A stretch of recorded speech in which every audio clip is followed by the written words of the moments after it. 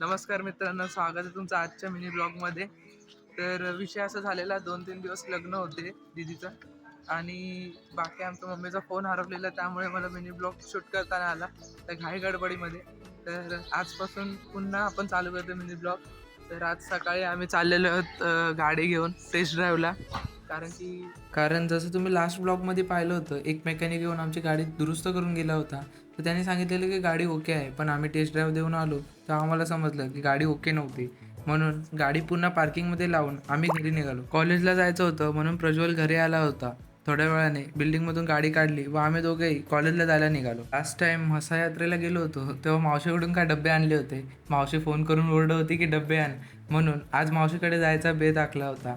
मावशीकडे गेलो, तिचे डबे तिला दिले व पुन्हा कॉलेजला जायला निघालो. प्रज्वलने गाडी स्टार्टच ठेवली होती, काय माहिती का पेट्रोल फुकत होता, म्हणून लवकर गाडीवरती बसून निघालो कॉलेजला. माहित नाही का, पण आज प्रज्वलला खूप घाई होती. बॅक गेटने गाडी आतमध्ये टाकली आणि पार्किंगला गाडी लावून आम्ही दोघेही क्लासरूमच्या दिशेने निघालो.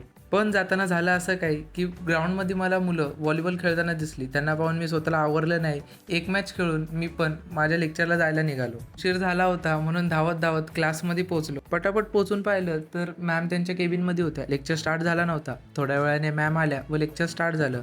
आज एक मुलगा खूप उशिरा आला होता, त्यामुळे मॅमने त्याला थोडं काही सुनावलं.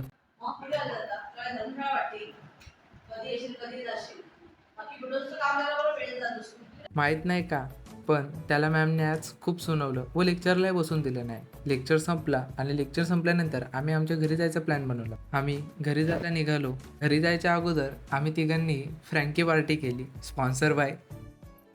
पार्टी देण्याचं कारण काहीतरी वेगळंच होतं. पटापट त्यांना गाडीवरती बसवलं व आंबोली स्टेशनला सोडलं. आजच्यासाठी एवढंच. भेटूया पुढच्या ब्लॉगमध्ये. बाय.